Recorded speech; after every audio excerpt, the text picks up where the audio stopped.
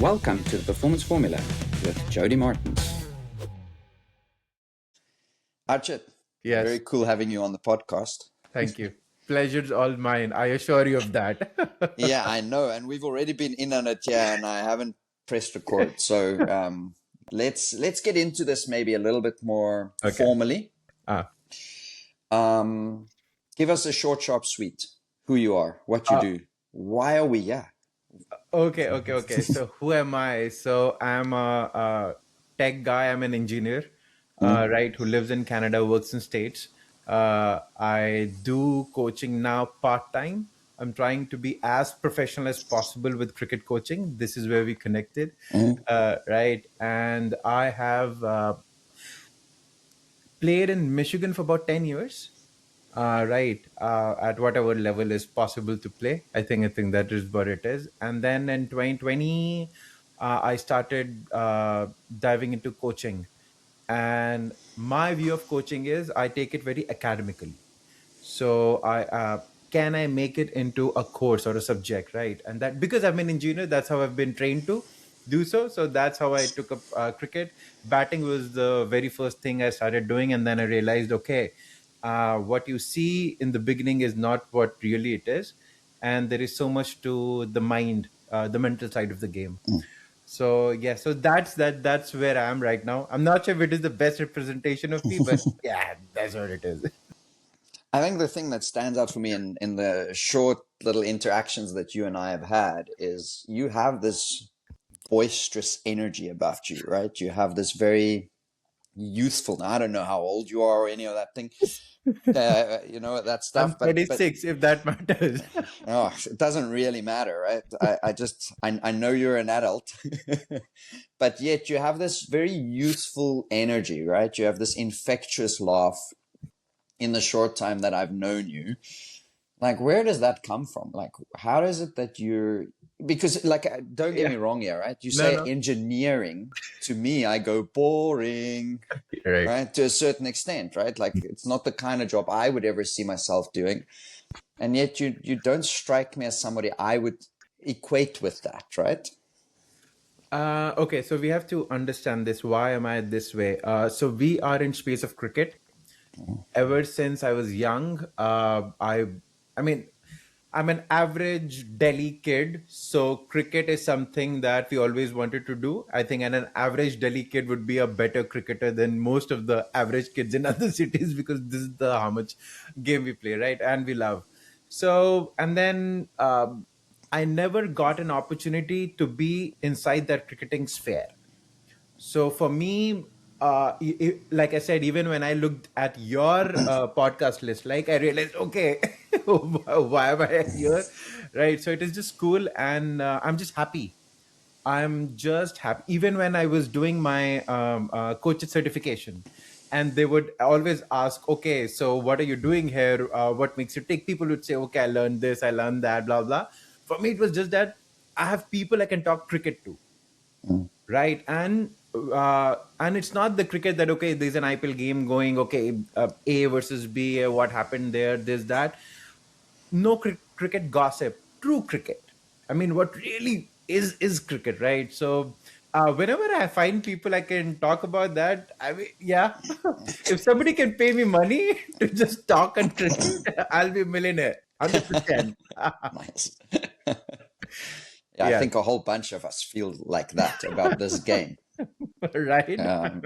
Hey, that's why I got a podcast, right? So Yes. we can talk about things.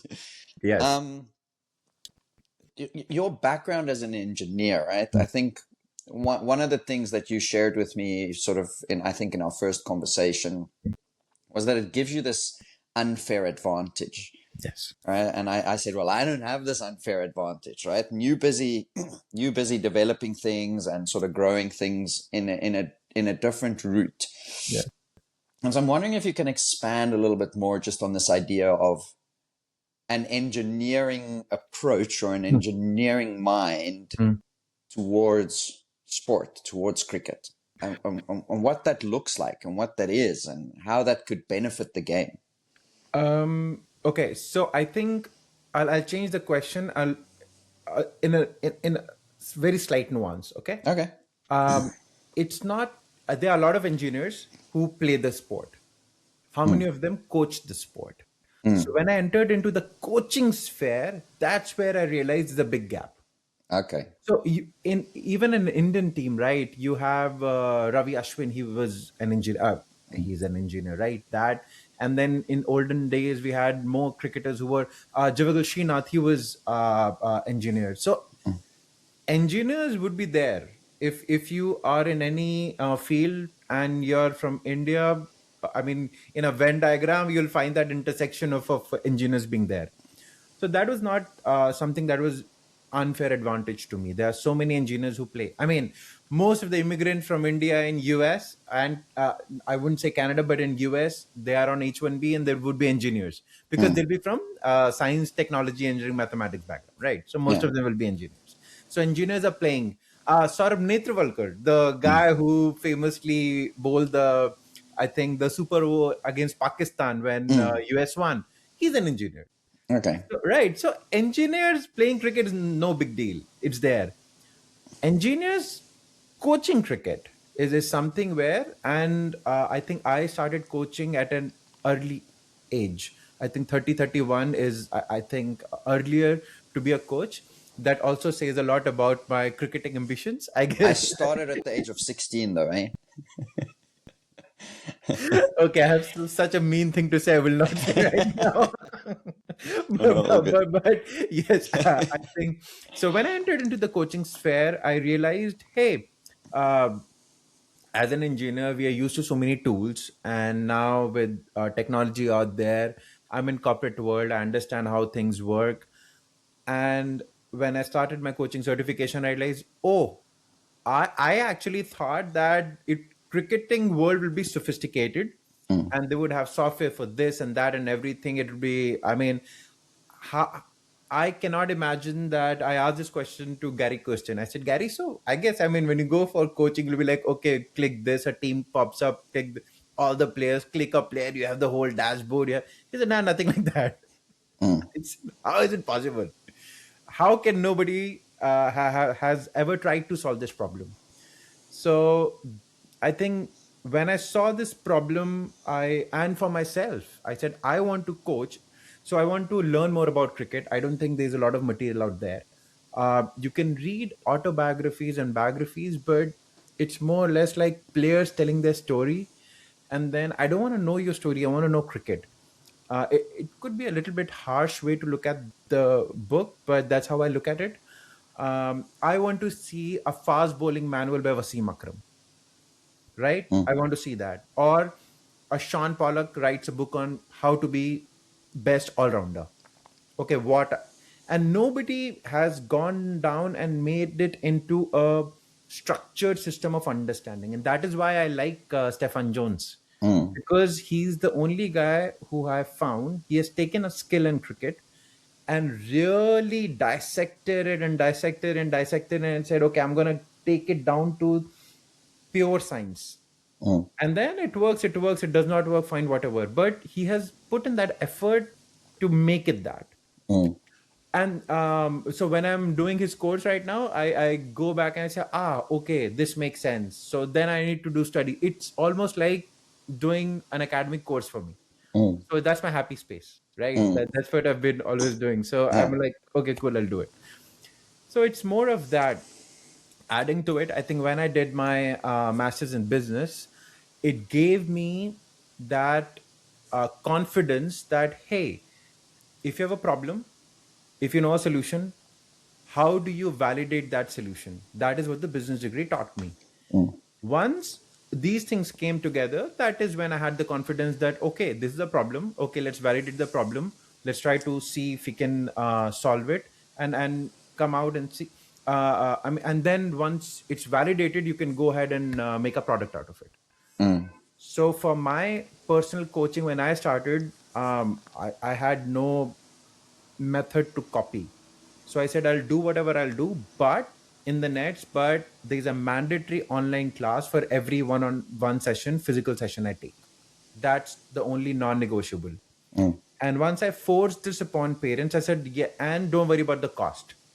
I'll make it so cheap. cost will never be a problem for you. But I want you to promise me that you're going to do both the things. I cannot just be a coach who comes in, spends time in the nets, goes back home, and then it's a fresh day.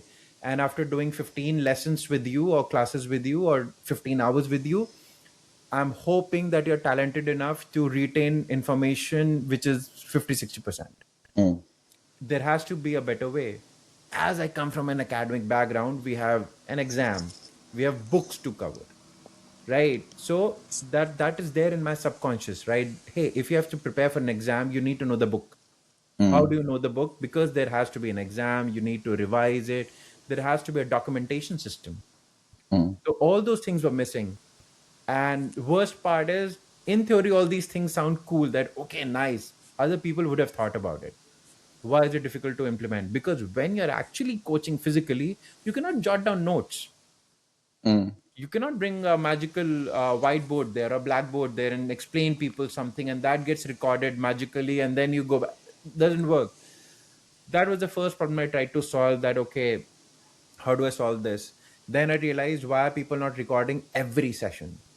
And then while I was doing it, I realized, oh, something like Ludimos exists, or Mm. something like Full Track exists. So I said, okay, I'll buy the subscription, I'll use them. Once I used them, I realized, oh, they're not really solving all the problems. Mm. They're still very toolsy. They're just tools. They're not solving a coach's true issues. Mm. And as year passed on, I realized, okay, you know what? Maybe I need to build something.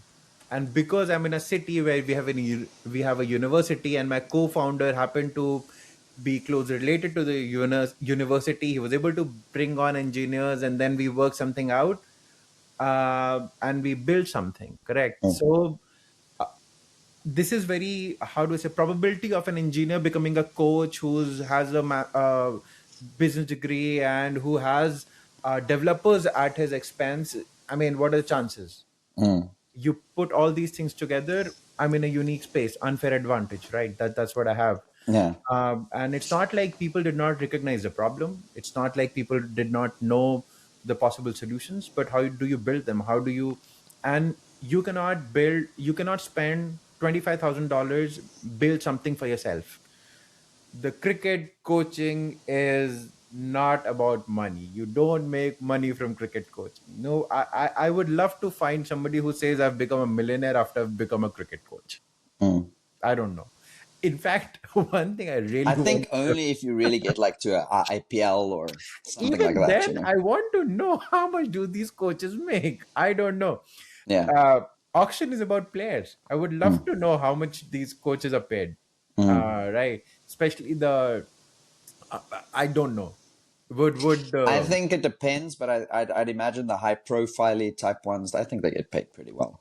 I think they yeah, get paid pretty well. and Maybe not as much as the players, but in terms yeah, of coaches' salaries out there, I mean, I know of one coach from South Africa who okay, was in the early days of the IPL. okay, He coached one of the teams for a couple of years. mm, So it wasn't just a once-off thing. He spent quite yeah, some time there, and he could go and buy a house on an island, okay. Oh, you really? know. So I think he did okay. I think he did Did he cross okay. $1 million in his Yeah, salary? yeah, I think He he did did. Okay, okay. cool, awesome. So yeah, them 1% of 1% of 1% coaches make that money. Okay, cool. Yes, yes, yes, exactly, exactly. And it's a big problem, right? And it's Yes, for it's me as a coach.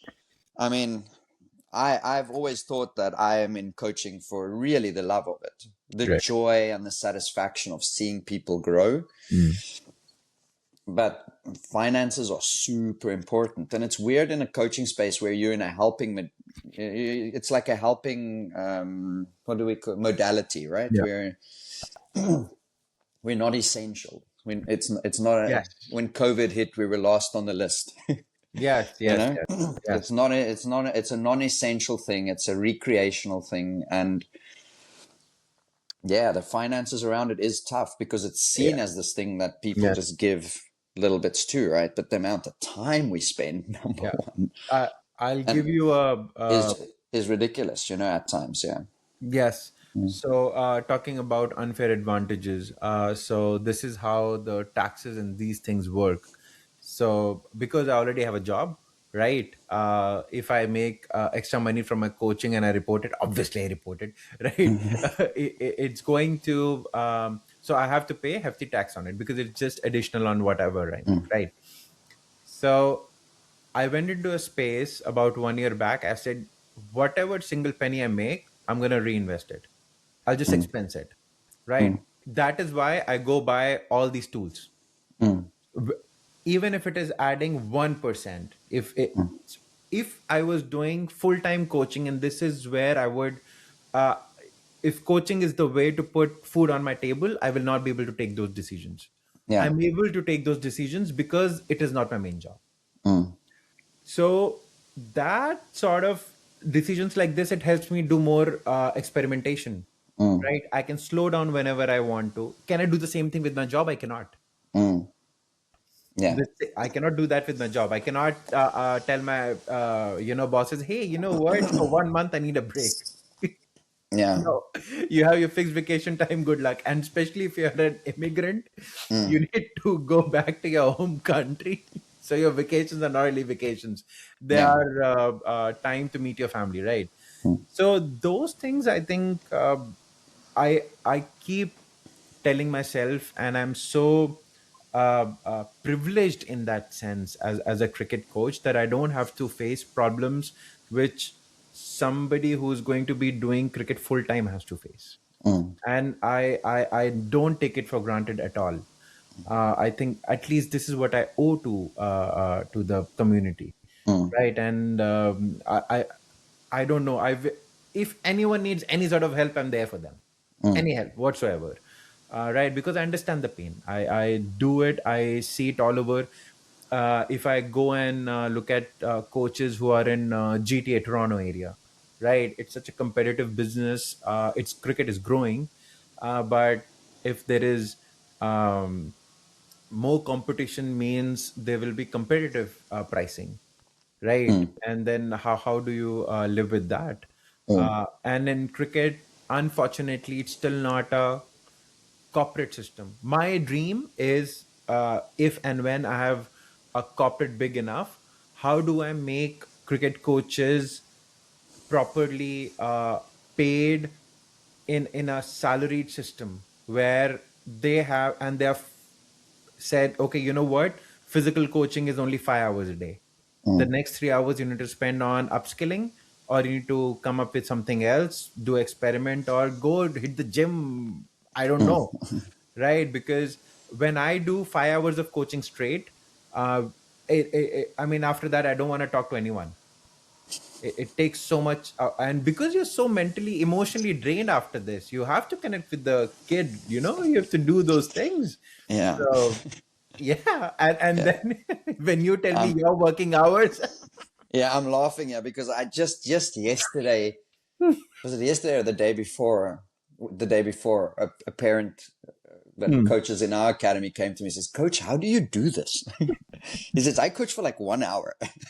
You stand here 7 hours a day, every day, and you throw and you do. I'm like, maybe my body's just used to it. Like my body's been, it's done it for so long. So it's not, this is the only thing that could make me turn vegan.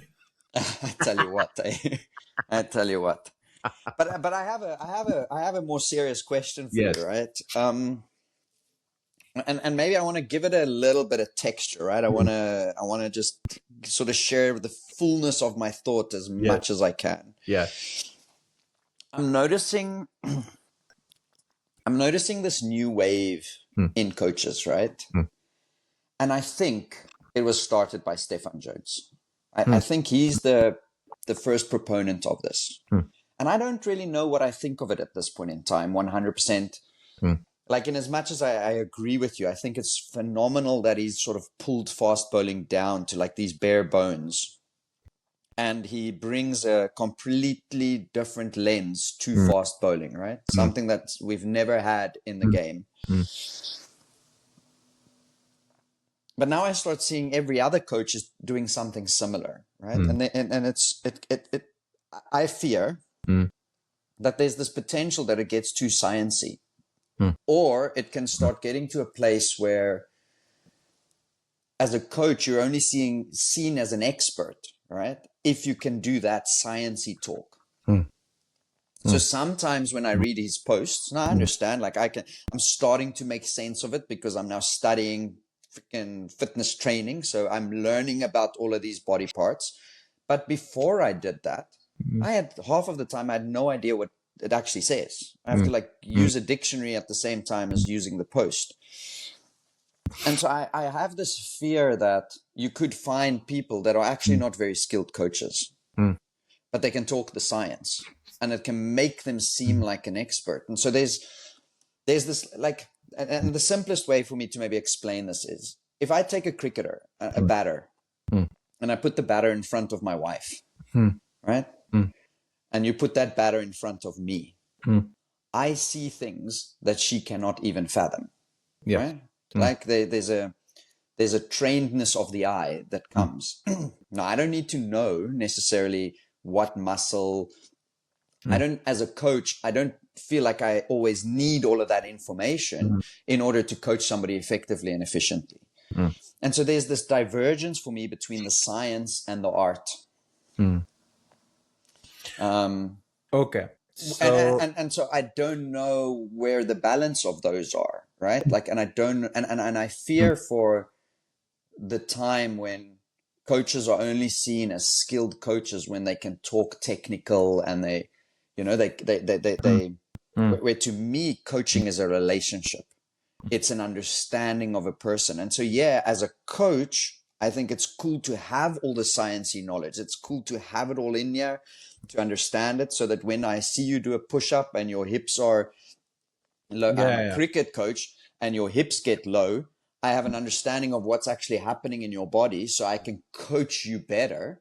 I can have the understanding. I can have that framework of the sciencey stuff inside of myself, but I don't have to use any of it in coaching in that way, present it in that way to the client or the customer, whatever you'd like to call it. And so I think there I have a bit of a disconnect, I think, at this point in time with it all. yes, I do have a very strong opinion. And since you've asked for it, I'm gonna give it. Fire away.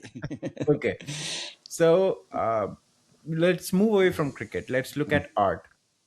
Okay. Now, art is art till the time you don't deep dive. The more you're going to deep dive, it will become science. For example, you see a beautiful frame, and if you try to do YouTube, what first 4 5 videos, they'll say you there's something known as lower third, or when you're shooting something, right, you are in the thirds and this and that. Uh, all that will become sciencey. That is sciencey, right? But you, if you're a connoisseur of art, you'll be like, oh, that looks good, that does not look good. uh, as we progress, we should be able to tell why this looks good and why that does not look good. We cannot get away by saying, I don't know why, but something's off, which tells us that, okay, you know something's off, but you won't be able to articulate it. Right? To articulate it, you will have to know the right words to tell people. And for example, that's one thing. If you are great at listening to music and you can say, hey, this will work with people, that will not work with people, right? Unless you deep down go and see exactly what is working, you have to become sciencey. So today, and that is why I have a very strong opinion of it. And because of my background, that opinion is even stronger, right? So I feel it will go in that direction. And as technology sort of improves, especially computer vision and the way it is able to see, now you can go ahead and use Claude, and without knowing any coding, some basic work, you can create a simple tool for yourself which will tell you whether you're doing the deadlift in the right position or not. So technology has come that far. In next 20 years, it is going to be there and it will do all these sciencey things for you. Should the art be, I mean, I feel the future is people who have great talent and great, let me use the word education, if not information. uh, Talent and education, they are going to be at the top. If you have talent, yes, you'll be able to figure things out, but you might not be able to articulate it, right? I'm so today when I think of batting, right, and why pace slap sort of struck a chord with me, because when I'm batting, uh, one thing is having your weight on the front foot or back foot, regular thing. The other is, okay, weight on the balls of the feet. Mm. Now in power hitting, okay, am I putting weight on the ball of the toe, or am I putting the weight here on this side? See, how am I saying this side? I don't have the right word. Mm. Correct. But if I know a foot, if I know all those muscles and this and that, I can tell you exactly what that means. Yeah. Right. So it will become that, and this is the future. This is what I feel. That, and cricket is, I guess, very archaic the way things are. I'm pretty much sure in other sports, at least the analysis or analytics are much better. Mm. Um, I'll give you an example that when I used to watch cricket as a kid, so India versus Australia series would be like early in the morning. I liked Australia series more because their graphics were much better. Mm. And I was thinking, man, why don't we have great graphics? Now, Mm. after 10, 12, 13, 14 seasons of IPL, those graphics are now coming there. They're coming with better graphics, but I think Cricket Australia, or whatever their broadcaster, ACB or ABC was, they were doing a bang up job, right? Mm. They were making it more interesting. So things will sort of in future, they will become more sciencey as we Mm. go along. There will be people like me who will have a strong opinion. No, I need to break it down to the bare movements, right? Mm. And once you go there, you will have words. Today I was saying balls of the feet, I know because it is ball. What do I call this? So I'm saying Mm. telling you this, right? But if I had that knowledge, I would have told you exactly what it is. Yeah. So right, and then I understand your point that knowing the words does not mean you know the art of coaching. Mm. So people who will know the words and the art of coaching would be sitting at the top. Yeah. And I think who will be below that, I don't know. Mm. That is where your question is. I think your question is Yeah. more about that, a layer below, Yeah. where okay, I'm if I take any random player and I put him in front of all these international players, any international, even if he has played one international game, and let me take example of India more, because in India there's so much of competition that if you played one international game, you're supremely talented. Mm. Let's be clear with that. I would love to see now uh, somebody who is going to play for India and he would be not gifted. Mm. I don't think a Gary Kirsten in India can ever become an international player. Now. Now, yeah. Now I don't think so. I don't think so, because out of millions of kids, there are going to be five kids who are going to be insanely talented. Mm. And because cricket is a primary sport in India, some and social media, this, that, everything, for every player who is less talented, there are going to be five more kids who are more talented. And Mm. out of those, let's say those five kids, only one has to be mentally okay enough to surpass you. That's it. Mm. Right. Yeah. So that is going to happen. Yeah. So to answer your question, I think future is sciencey because Mm. technology will help you do that.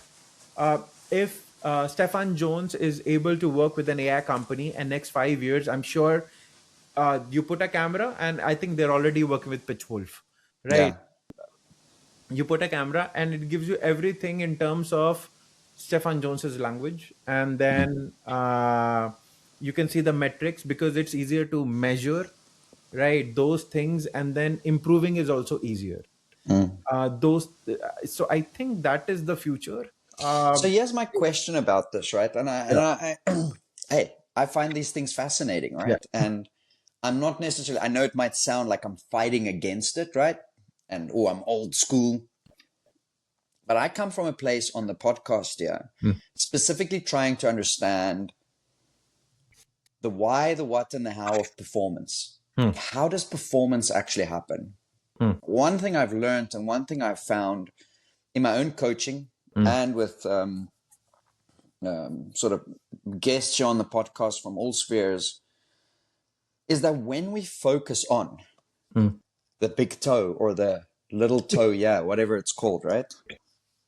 I haven't learned all those small muscles yet. I know which one's the pectoralis major, you know. When we focus on that, say, right, then performance will not happen. The only thing that matters from a performance point of view, the only thing that really matters, that I've learned, from guests as well as my own research, etc., etc. The only things that really, really, really matter at the end of the day is, are you in the state that unlocks your skills, right? And state is a combination of mind, body, and emotion. So am I in the right headspace? Is my body ready for the performance? And is my emotional state where I want it to be? So whether my weight is on my big toe or on my little toe, in performance does not matter. I agree with you. What matters is that in performance I can see the ball. I'm calm if I need calm. I'm energetic if I need energy. I am focused if I need focus. And most crucially, that people are present, right? They're really able to focus on that present moment. Now, my thinking always comes to, and I'm glad you sort of raised it, this idea of talent. Like, my perception is that the talented ones will always make it. The rest of us are just trying. Yeah. Right? We're trying to sort of live up to something. And who knows, we could make it, but we don't really know. And so I find myself at this place and this intersection quite often, the science versus the art. As a coach, I think I leaned very heavily for a long time into the art through the mental performance things I studied, learning how to build relationships with a coaching client, learning to listen, really listen to what they're saying so that you can learn to ask better questions. I come from a place to a certain extent that says if somebody's weight is on their big toe, but I want it on their small toe, right, side of the foot, or I want it on the heel, I'm more curious about what intention shift must we make in order to make that physical shift in the body than I am just about saying, okay, well, you got to know and understand and be educated on this idea that you got to put your weight in a different place. So, having said that, more recently, I'm starting to understand these sciencey things a little bit more, and I can see the value in them as well, right? But internally, as a coach, I'm still at times like drawn into different spaces. In my head, it is very clear. Yeah. I don't have any doubt. As a coach, you should know the why. Yeah. And I am more of a why-oriented guy, a little bit. If you know the why, it becomes so much easier because what and how are very easy. Yeah. Everyone knows what and how, right? Why is the real thing? Why is true knowledge?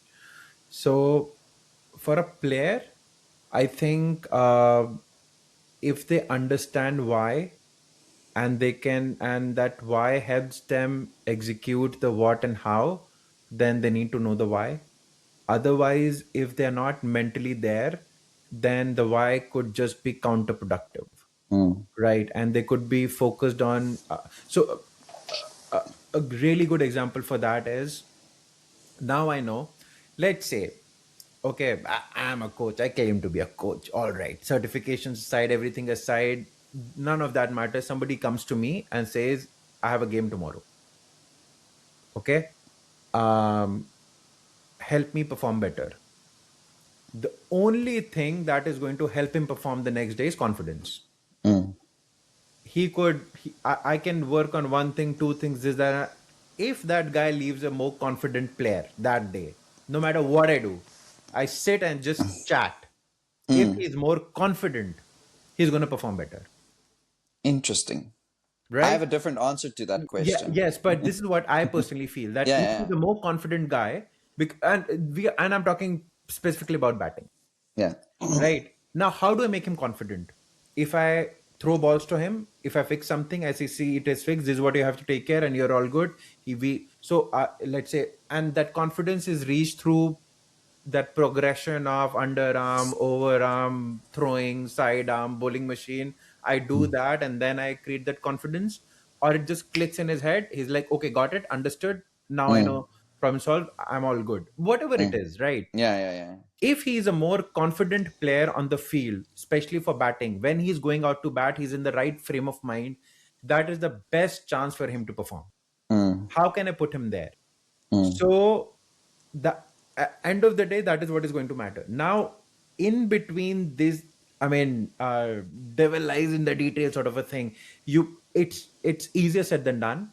How do you bring somebody? Because if somebody has a real baggage and real baggage, I don't think one conversation can take it away that easily. And you can tell them all you want about visualization. Hey, you know what? This is how the fMRI machines work. They light up the same area of the brain. If you do that, you can tell them all that.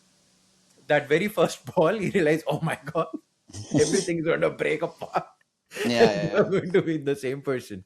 But yeah. today, in my philosophy, I feel if I have one day, if Mm, I have just one day, and game is tomorrow, and I don't even know the person, then in my strategy is going to be, how do I make him more confident for tomorrow?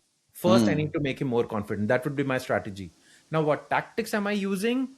It depends upon my years of experience, right? And how many people I have dealt with. I need to quickly see, okay, what's the nature of the person? Do I know the history or not? He could be saying one thing and doing the other. This is a very mm, common trend, especially with players. They nod their head, and especially if you are dealing with, I don't know about other communities, but I coach a lot of Indian community people. I know that they will be more obedient than courageous. mm, I don't know if it makes sense. So if you tell them to do something, they will obey. So obedience is highly valued in the culture, mm, right? It's to a point. So it's a cultural thing, right? I know if I tell them something, they are programmed to obey. mm. The ones who are The coach truly said so, there, so do it. Therefore, I do it. Yeah. yeah, I know they'll do it, and they won't even tell me. There's so many. So in my coaching thing, what I do is, and I'm this is one of the areas I've not been able to address. Somebody comes me, says, how much do you charge for this and that and everything? And money is something that is, I don't get it. I don't understand. I mean, so I tell them, hey, let's do one thing. You come, it's a free session. We work together. First, let's see if you're a fit or not, Mm, right? And then we'll worry about the money. We'll see. mm, Okay, don't worry about it. And I can assure you, in one session, you will be giving me more than I'm going to give you. So don't worry about me. I can mm, assure you of that part. So when I do those sessions, right, those pro bono sessions, the first sessions that I have with them, in those sessions, I tend to see, okay, is he on the obedience path, mm, right? Or is he telling me the real thing? And they look blank sometimes. And you need to, there's so many nuances to each person, right? It becomes very difficult. But one thing I definitely make sure as a coach, I mean, from a business standpoint, is I try to give them a clear picture, and I tell them, based on my knowledge and experience or whatever, this is my prediction. mm, Um, and if they see prediction coming true in next 2 to 3 months, I'm pretty much sure they'll come back to me. If it does not, good for them, they fixed their thing, right? mm, So I'm happy in either case.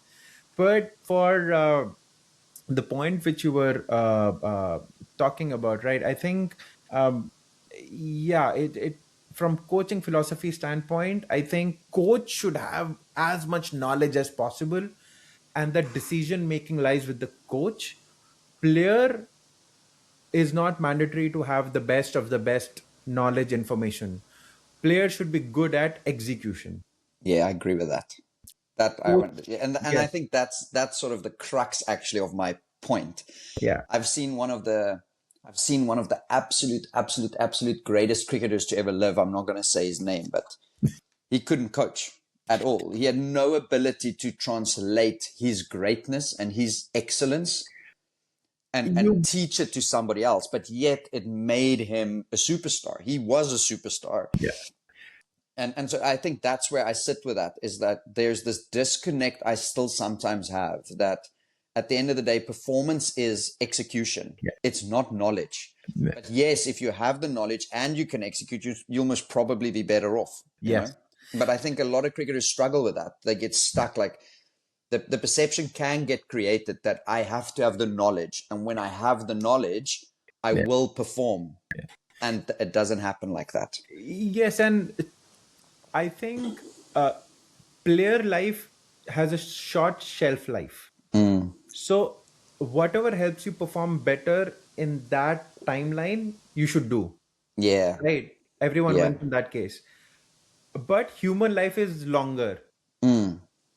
What a player should be doing versus how, if you look at things in this versus this, there are, it could have conflicting things, right? I mean, if I am, I don't know, I keep going back to Ben Stokes. The moment I found out his poems, oh my God, breaks my heart, right?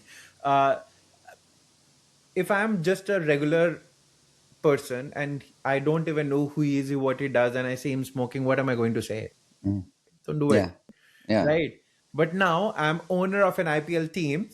He's playing for me and he has to go bowl a super over and fagging is going to do something to him. I don't know what will I say.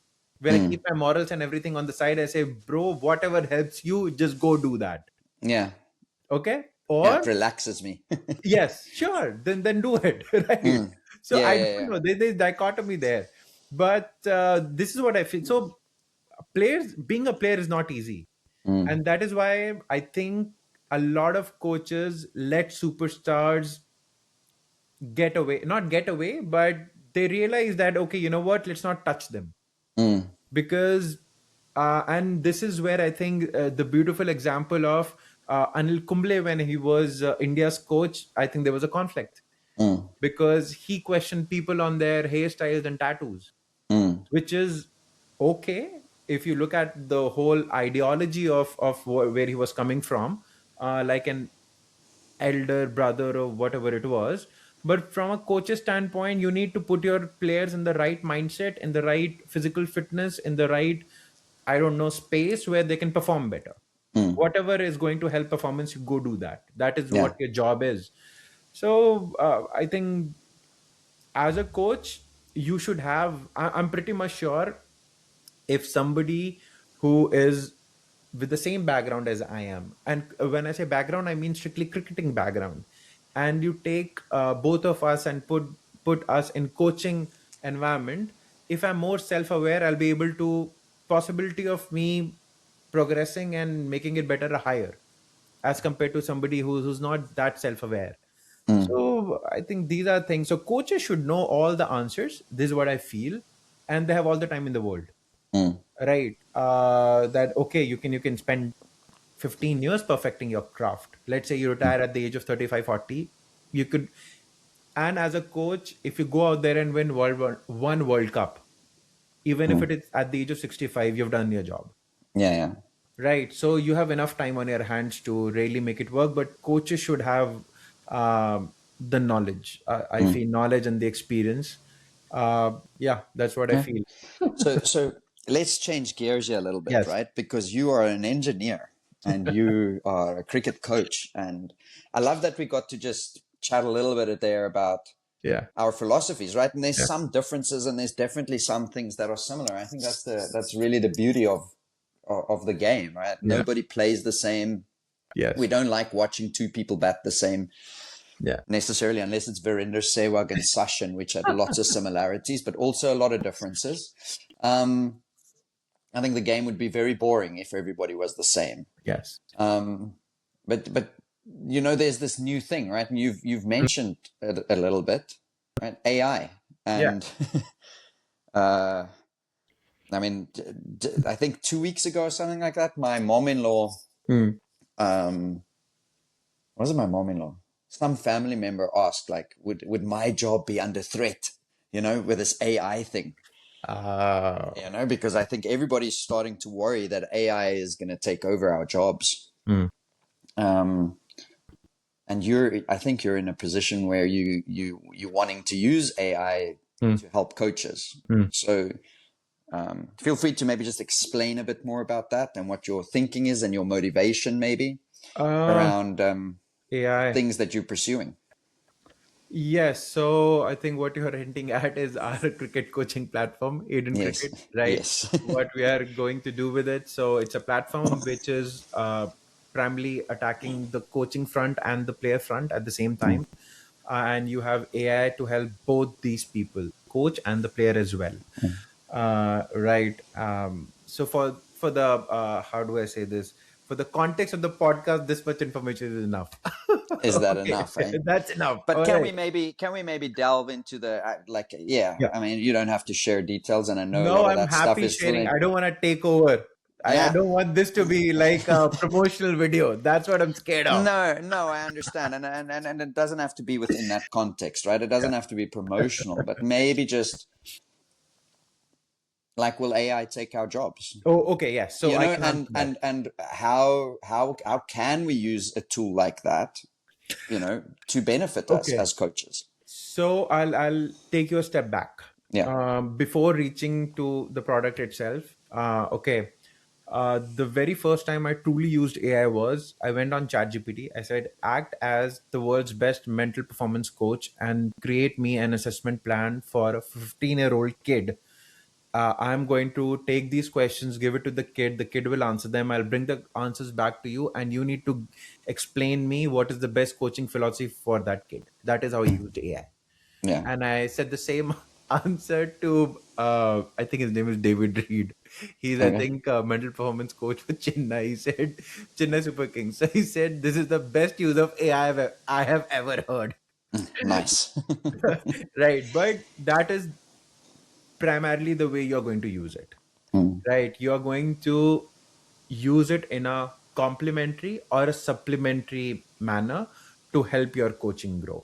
mm, So, for example, I was very much fascinated with your philosophy about you explained me about how you use it like a Lego, mm. right? So, and I think we should discuss that in detail sometime. But right, really fascinated with it. Yeah.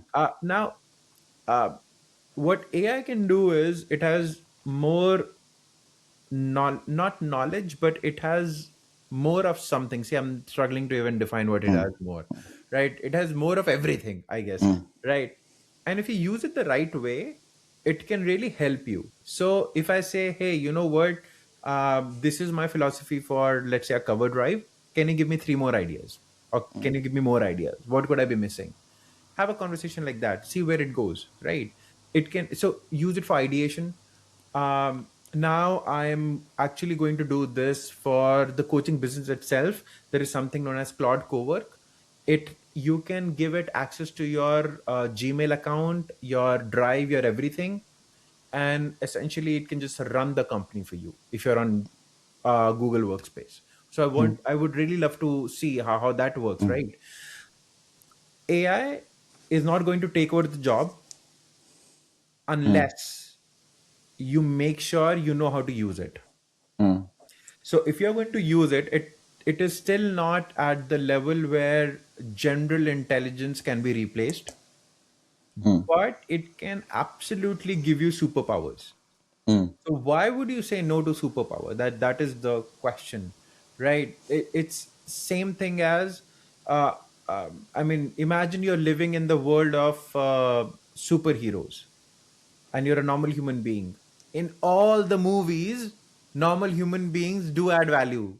Do they not? mm. They do, right? Yes, yes, But yes, yes. right, they Yeah. do. But having a skill where you can do the same thing as a superhero will give you more advantages in life. Mm, So I don't think our generation of cricket coaching is going to be under threat. The next generation definitely, and it is going to be harder and harder.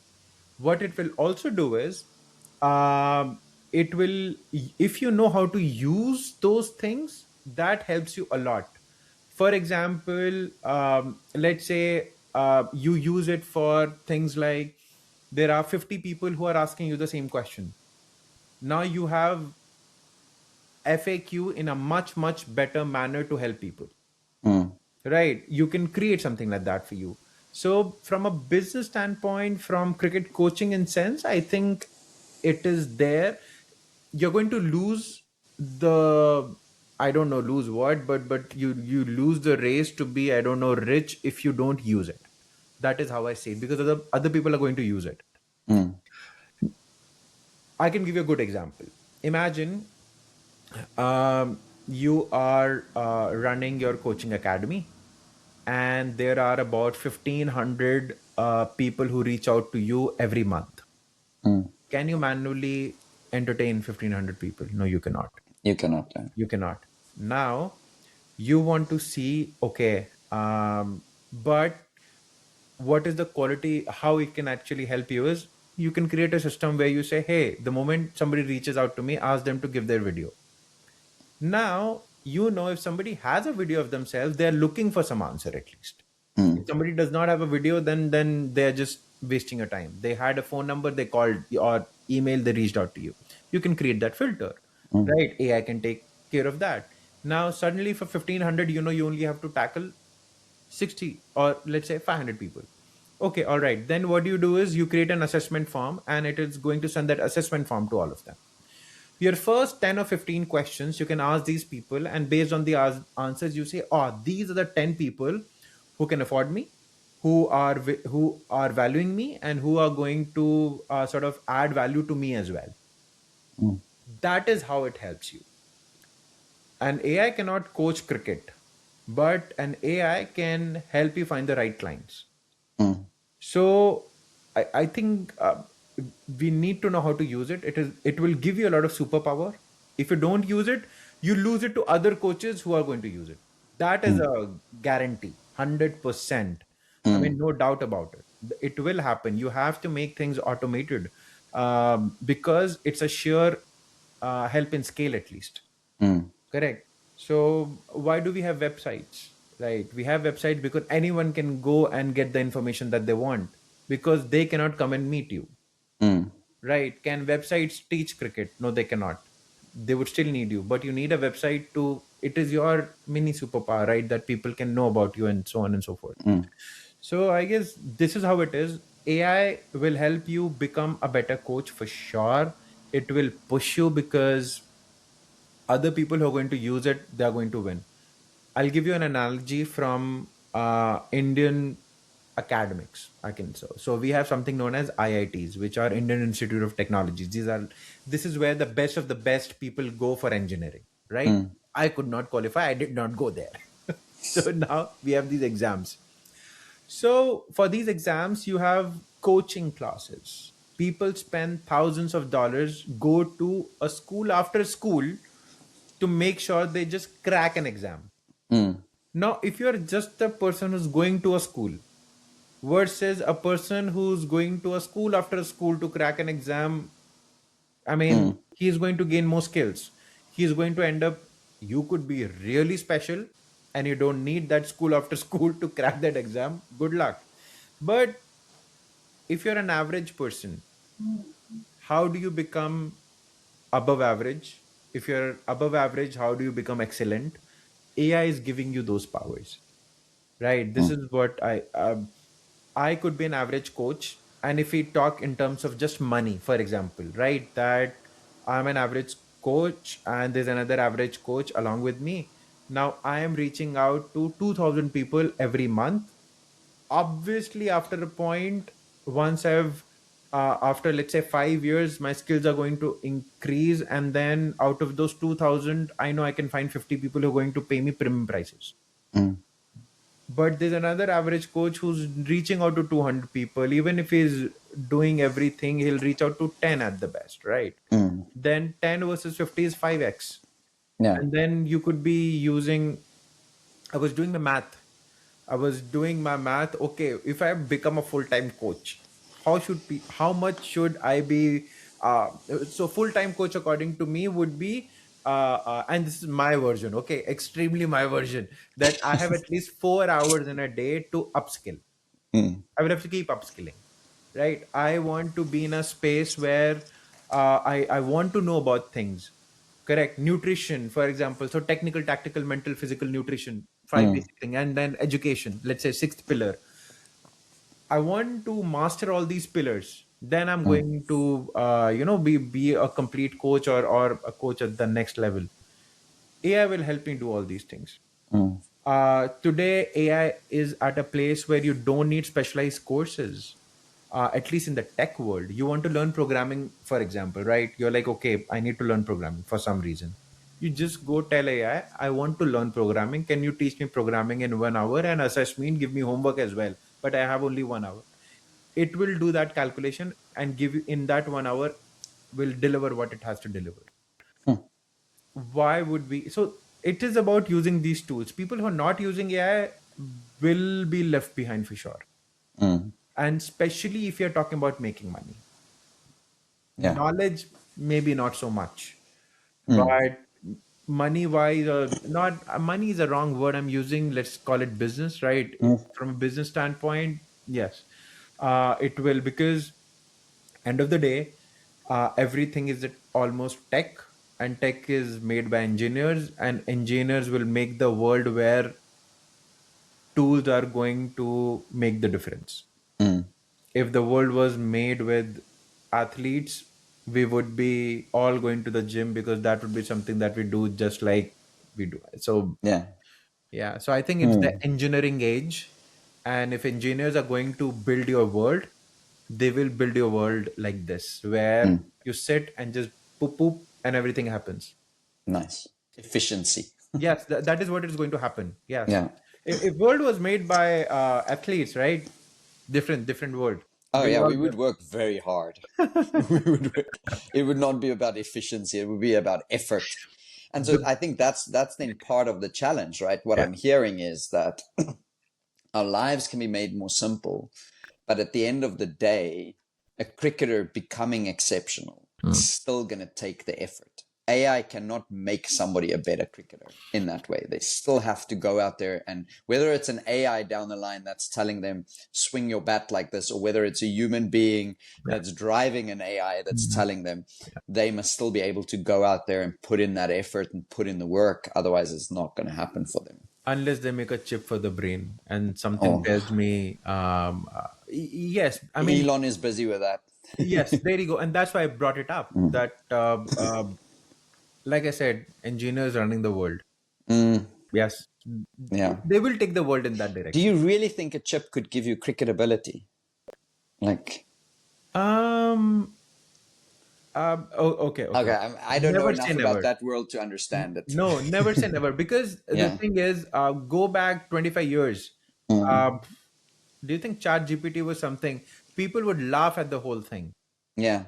Right, but it has happened. There's a concept of quantum mechanics. Okay, Mm, that okay, if two particles are mm, entangled, right, in a quantum man, I don't know what the technical yeah. word is. You take them to a distance, you move this, That one moves. irrespective of the distance, that moves. Good luck. Yeah. That is where we are.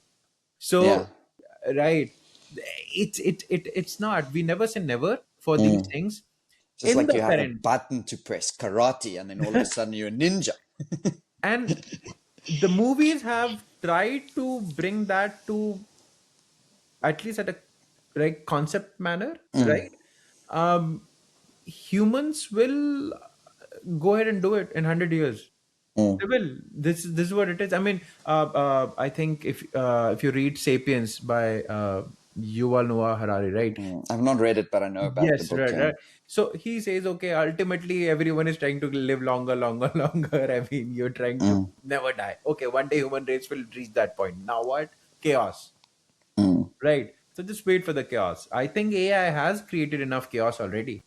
mm, It's about understanding it. I'll give you another not analogy. I'll give you a short story. So about 20 years back, not 20, maybe 15 years back, I was learning German. I plan to go to Germany for engineering. Haha. Right. Look where I am. So, so yeah, this is where, so in my class, and I was very active on Facebook. Okay, and I did just comment. So somebody asked me, "Hey, for Facebook, why do you use Facebook?" I mean, I actually asked them, "Why don't you use Facebook?" They say, "Why do you need Facebook?" Blah, blah, whatever, whatever. So I said, I get access to news over there. See, I have to go to TV, turn on the TV, watch the news, blah, blah, right? In this case, I can just watch on my phone because all the news channels have Facebook page. I gave a BS reason, but I gave the reason. Similar reason was given to me by somebody 2 days back when I said I'm not really on Instagram because for the coaching thing, I was told that you need to have an Instagram page. If you want to make it a business, you have to be there. And I'm not a social media person at all. I mean, if it was up to me, I'll stop all the social media. I think it has done more damage to our society than good. But so I said, why are you on Instagram? Tell me. Okay. For me, I was forced to be on Instagram because of business. What are you doing there? He said, oh, any latest tech, it comes on Instagram first. Yeah. So I you say, get the hey, news. I've seen this movie before. Yeah. I've done this before to a person. So that was quite funny. So I guess that is how it is. So next generation is going. A coach, somebody who will be willing to be a coach in 10 years' time will have so many tools at their disposal. Right. Imagine, let's say if you're a 65-year-old coach today and Stefan Jones is just coming up, right? He's trying to do whatever with fast bowling he's doing, right? Um, it'll be so difficult for you to adapt to him if to what he's saying. I mean, in your podcast, he simply said he has moved away from saying a bowler is um uh Side on or right. front on, yeah. There you go. Right? He Yeah. said that. And I was sitting there. So when I did his first module, right, the introduction was there are two kinds of fast bowlers. I thought he's gonna say in swing and Side. out swing. Oh. I'm not kidding. It did not even strike to me. Right? Because when you study about the front on side arm, then you have something called mixed. So it is three at least. Yeah, yeah, yeah, He yeah, said yeah. two. So the only thing I thought was in swing and out swing. And then he said no hip dominant and knee dominant. I said, oh man, I need to learn so much. So yeah. Yeah. I see there's now new guys in batting that talk about top movers and bottom movers. They've not really convinced me yet on that Oh, language, to be I didn't honest. know about that. Yeah, they've not really convinced me. I feel, and this was sort of part of my point from a little bit earlier, right? Like all of a sudden, everybody's now going to say, "There's only two ways. There's only two ways," and I'm like, I look at these things and what they present. Like Stefan, when he presents the evidence for things, right? Yeah. I really can look at that and go, okay, hang on, shucks. I'm in some Yeah. of these spaces, I still have a gap. There's Yeah. maybe knowledge I don't know. There's something I don't have. I've gone on one or two of those posts and I've commented. They've not commented back to me because I say, I see no scientific evidence for what you say. Like, give me the science of this. Like Stefan, I feel like I can't argue with him. Yeah. Right? Like I say, my only concern there might be that it might create this perception that you have to be sciencey like that in order to be a good coach, Yes. which I don't necessarily. Yeah. And the only reason I think that is because I'm seeing more and more people do it. But not everybody has the sciencey background. It reminds me of this time there was a coach in South Africa who had a very specific style, right? And he was very, very influential. He was the I mean, I don't want to say too much at what levels he coached, right? But he was very influential. He went around the country and he could influence the coaching system quite a lot. Everybody that was closely linked to him took on his coaching style. They started coaching like him. But what was the problem and what I sort of see is I was in this fortunate position that I could speak with this guy, right? I asked him for coffee a couple of times and I would go sit and ask him questions about his philosophy and why he does things in a certain way. He could explain to me in depth from a psychological point of view why he pushes certain players in the way that he pushes them. He would get mean with them, angry with them, swear at them, right? Now, I'm not saying that's good coaching, but he had very, very specific, detailed, worked out ideas around why he does that. And when he did it, he knew what to look for. Right. He said, I looked at their eyes, I'd look at their body language. He would take in so much information when he pushed like that. The problem I found was that everybody below him only took on the behavior. Yeah. They had none of the backbone. Yeah. And so that's my problem with this to a certain extent is Stefan Jones. I agree. I think he's phenomenal. All right. But my problem is he has the behavior and he has the backbone. Everybody else, they take on the behavior. They can sound like him, but do they actually have the backbone? And so it's the same with this batting thing that's now, like, to me, right, like they talk top movers and bottom movers. In the one video, this guy has an example of a bottom mover and he says his foot drags, right? He's got Rohit Sharma and Virat Kohli. And he says, this is what bottom movers do. They back foot drag. So he's got them both playing a front foot shot, and then Virat Kohli's back foot is still and Rohit Sharma's drags, right? So I look at this and he says, oh, in bottom movers, the feet move first, and in top movers, their head move first. But if you really look at that video and you just sit and look at it over and over and over again, you will notice that with both of them, their head and their feet move. Yeah. One takes a slightly bigger stride, maybe. Yeah. All right. And then just a couple of videos later, he's got one of Virat Kohli dragging his back foot. So I'm like, now, my man, you've got to make up your mind. Yeah. Right. Like, and so I think all of this is more related. Like, the more I think about it, it's more related to with which hand and maybe how the person generates force in their body. It's got more to do with that than actually how their feet are moving, you know? And so, because there's more scientific evidence or more scientific backing for me in that than there is. Now, I might be wrong. Like I said to the guy in the comment, I said, I might be wrong. Like, give me the science so that I can understand what you're trying to explain here better. But there's no reply, right? Is it on social media? It is on social media. I'll send you the links to who it is and you can go look at it. The thing with social media is, I was telling this to my friend as well. I said, hey, social media is all marketing. Okay. The moment you start learning from hacks, which people are doing, to defend the coaches, you say something which in your head is right for that time, for that moment, for that player, for where he is or she is. Yeah. It's not a textbook thing which control V on everyone.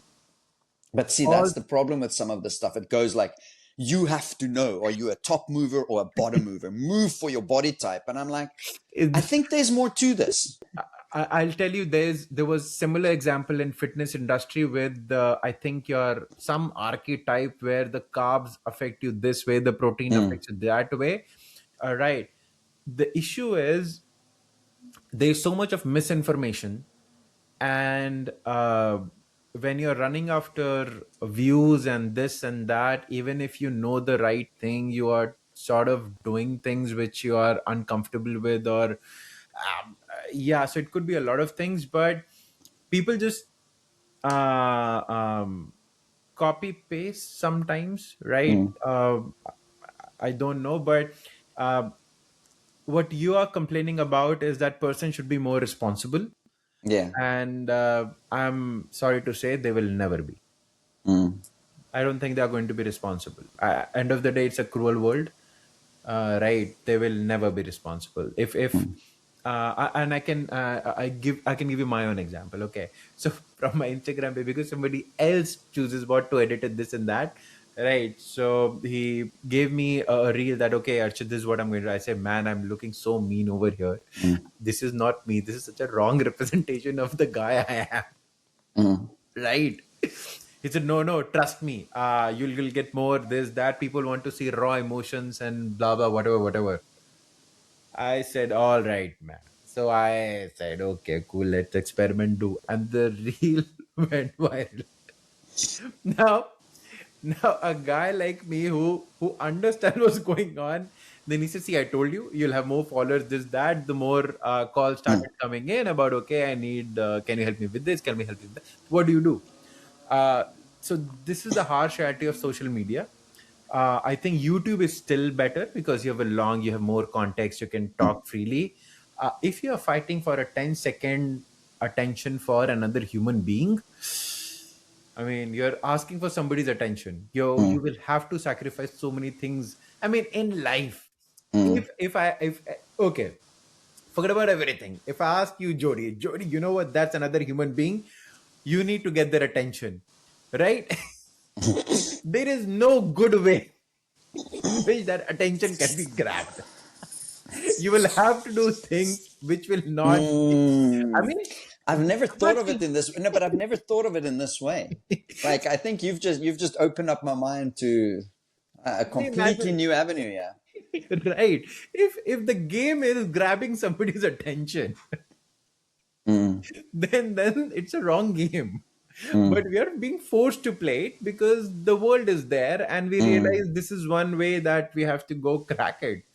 Yeah. So yes, and it's that is why when it comes to Instagram, right? And I'm not big at all, but one day if I'm big, I'm going to go out there and say, hey, it is for marketing purposes only. Do you Mm. believe all your ads? Yeah. Right? This is an ad. Treat it like an ad. Right? In that ad, yes, you are showing some hack Mm. because you want to tell people, please listen to me. I'm credible, blah, blah, blah. Right? That is what is Mm. going on. But Yeah. it's about grabbing somebody's attention and telling them that, hey, and whenever you are forced to grab attention, the first 15 ways to grab attention are going to be not so good. You might not want to do that every day Yeah. or to anyone. So that's how it is. So yeah, Mm. this is what I felt. So this is how it is. But yeah, for social media, man, there's a reason I was not on social media because I know the game. Yeah. I'm not that person. But now, what do I do? Yeah. Yeah. It's a big conflict. Yeah, It's a because if massive people conflict. start reading comic books instead of good books, and you have to advertise in comic books, then Mm. Yeah. that's the reflection of a And you have to society. be comic booky in order to be in the comic book in the first place. No Yeah. one. Yeah. You can't put a serious expose in there because it's not Yeah. going to fly. Yeah. Yes, that's the thing. So yeah, and it's just sad. Mm. So a kid in my coaching class said that, coach, that's unfair. So I called him. I said, come here. Mm. Let me tell you about fairness in this world. Oh. I said, cricket is a true representation of life. Mm. Things are going to be most likely unfair almost all the times. Mm. Having said this, in cricket, it will still be slightly fair because there are games. In life, it will be immensely unfair. No games, no rules. Yes, that's how it Yeah. is. So yeah, so social media is I have my views clear. The guy you see on social media is an edited guy. Okay, that, I mean, you introduced me by saying I have this infectious smile, this that all fluffy Hmm. thing. Go back to my Instagram, and the one which is where I'm the meanest. I mean, Yeah. how did- Yeah. True. so, True. Archit, I've loved this conversation, eh? And I always get value out of this, right? I think of social media slightly differently now.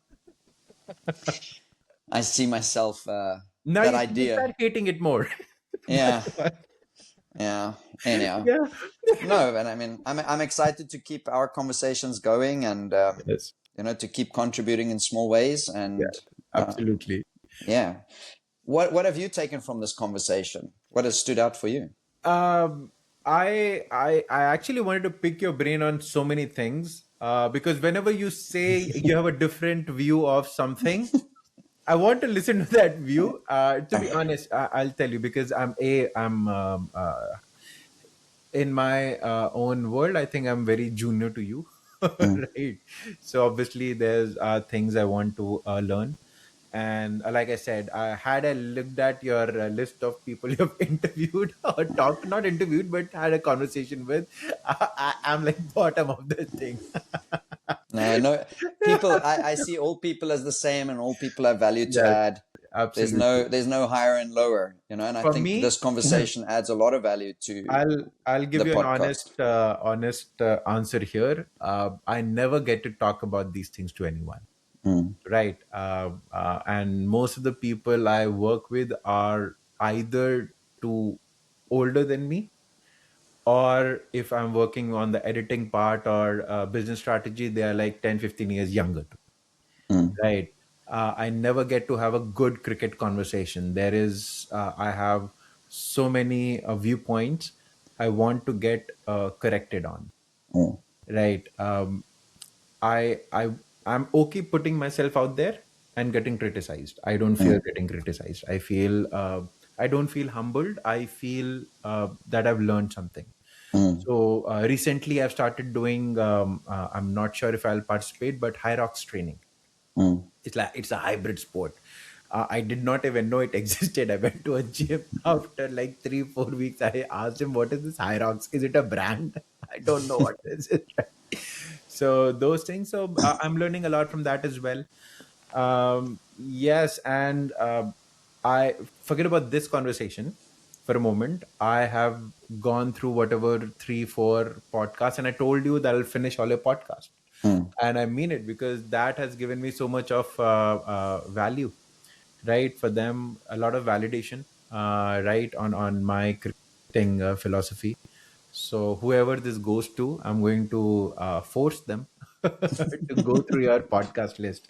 It's thank you.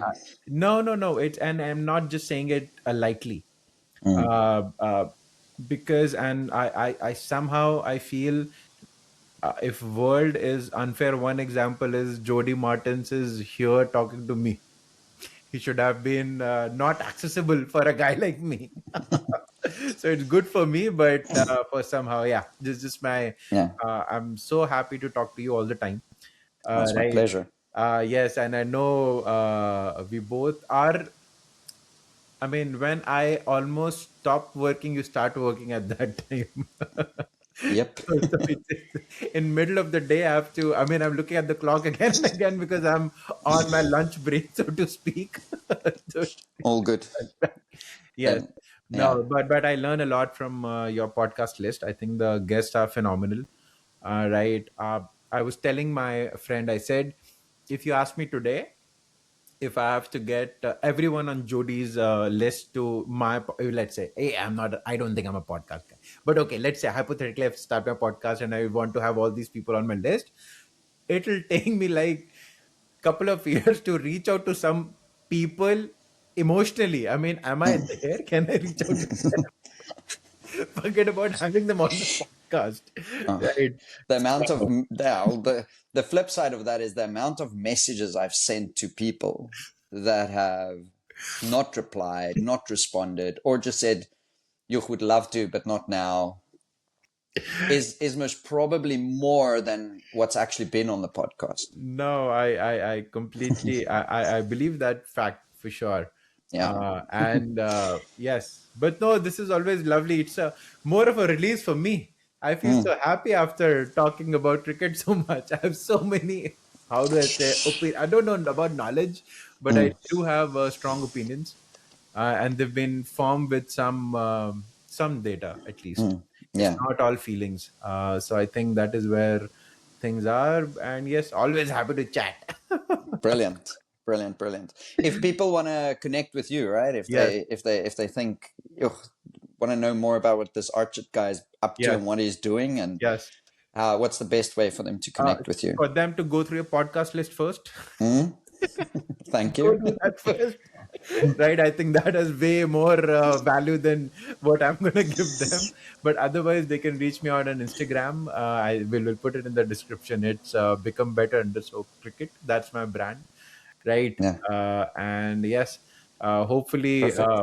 yes, we are already working with coach Jody on our platform thingy, right? Mm. That is there. So hopefully, we'll be able to do some justice to you there in 3 4 months time. I Hopefully. hope. Yes, No, hopefully. no, no, No, no. no. Not hopefully. We will. We We will will. definitely. We Yes, will. yes, yes. That is Yes. there. And yes, and if somebody wants to reach out to me, they better would have reached out to Coach Jody first. I think Cool. they'll get more value than what I can provide. Oh, thank you. You're too kind, eh? You're too kind. No, no, no. This I genuinely mean it. Mm. I'm pretty much sure because I've listened to you speak and I've listened to the theories you teach, right? With all the mental performance and everything. I mean, yeah, they should reach out to you first. And then they Thank should you. reach out to me. I'm much junior. Yeah, you're too kind. I think, yeah, everybody's got their value they can add, you know.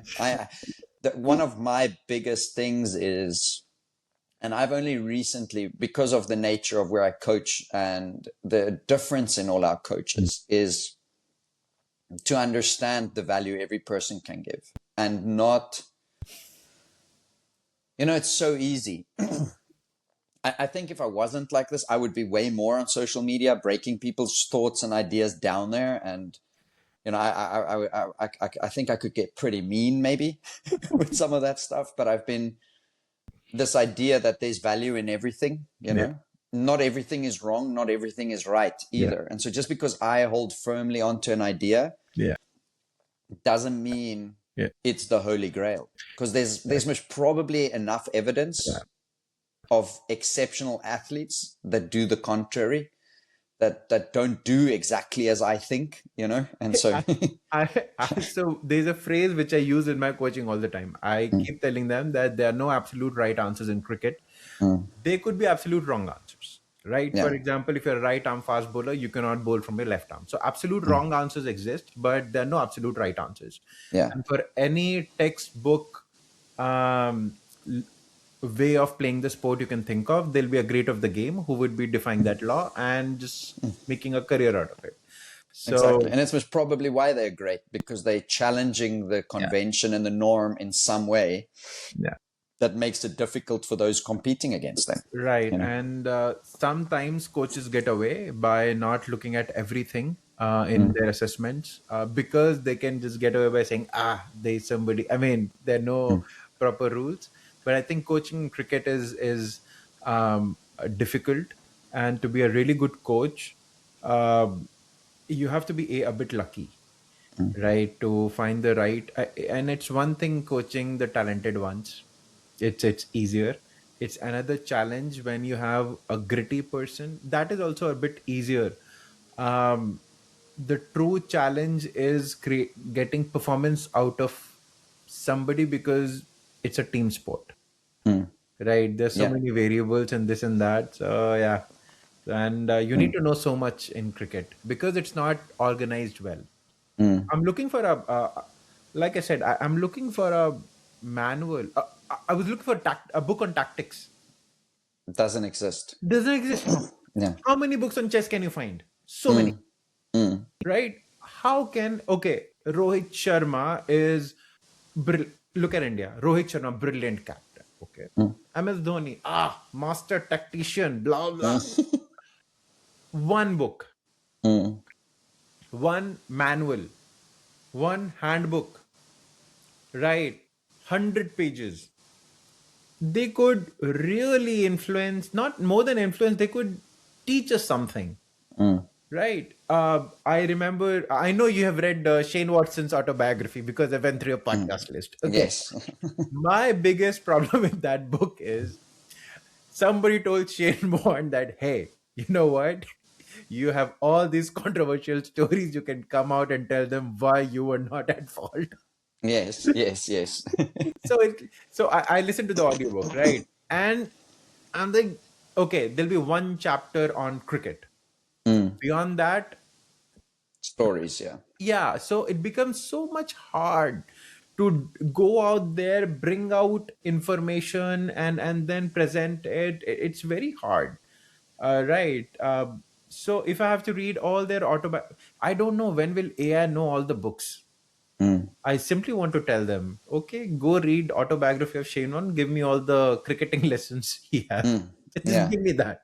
Don't tell me how. I've done that too. That's I've used AI for that. It's like, I just get me through all the weeds and give me the stuff that's really important for me to know and understand. Cheers. Archit, thank you very much. I've really enjoyed this. Hopefully I can do justice to your audience who are used to listening to real cricketing people. Yes, hopefully, yes. It will be cool. that. Awesome. So, okay. All right, Judy. Thank you. So I have to rush back now. Enjoy your day. Cool. Bye. Bye.